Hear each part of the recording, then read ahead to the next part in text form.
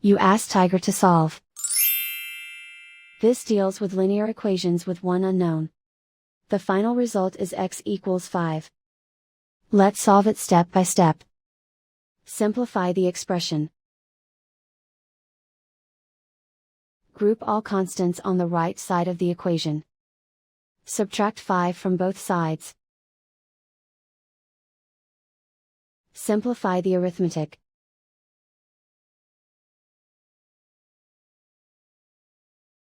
Isolate the x. Divide both sides by 6. Simplify the fraction. Find the greatest common factor of the numerator and denominator. Factor out and cancel the greatest common factor. And so the final result is x equals 5.